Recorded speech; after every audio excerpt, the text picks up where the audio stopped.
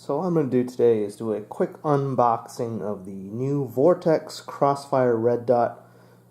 It features a 2 MOA Red Dot at 1x magnification, basically no magnification. It has unlimited eye relief, 100 MOA elevation and windage adjustment. It's parallax free. It's approximately 2.5 inches long, and it weighs approximately 5.2 ounces. Now when you get it, it'll come in a box like this, and now I just got mine from Optics Planet. I pre-ordered it at the end of 2017, so I think these are one of the first ones that are coming out now. So you'll get it, and it comes in a box like this. So you'll open it, and there's a manual. Inside the manual, it has a microfiber cleaning cloth, and of course other information that you may want to read about. It comes with the Optic, wrapped in a plastic bag. It also comes with a CR2032 battery, mounting screws, and a Torx hex wrench. It also comes with a low mounting base, approximately that big.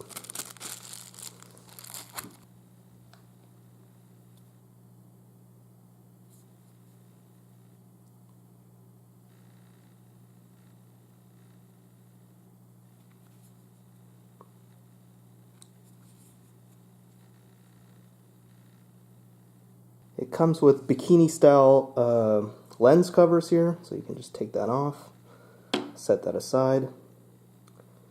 That's what it looks like. The other side is a glossy red-orange. It comes with a high mount base. The high mount that comes installed right out of the box is the high mount. It corresponds to a lower 1/3 co-witness on most AR style sights.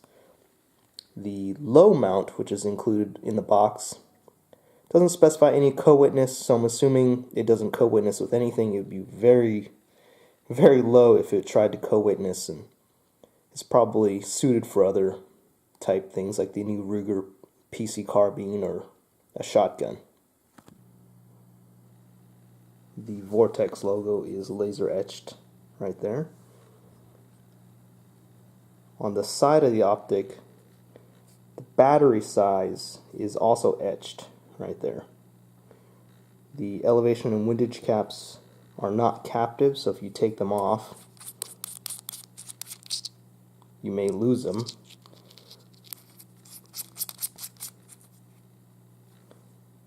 And the battery can be accessed with a coin here. Now, unlike other Vortex optics that I've purchased, the mounting instructions are pretty sparse. It doesn't tell you the torque that you should mount the base to the optic, or the torque that is required to mount the optic and base to the weapon via the rails. I guess you just tighten this Torx until it's tight, and the 4 Torx under here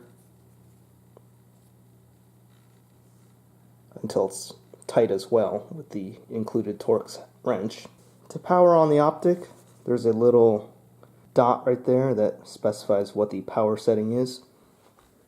It goes from 0 to 11.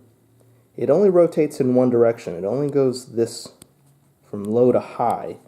You cannot go from 0 to 11. It just doesn't stop. It doesn't let you. So if you go all the way to 11, it's quite bright. That's it. And then if you want to turn it off, you have to turn it off all the way around. You cannot go from 11 to 0. It doesn't let you. So you have to go 10, 9, 8. So here's power level 10, 9, 8, 7, and so on. Here's 1 for reference. You can barely see it.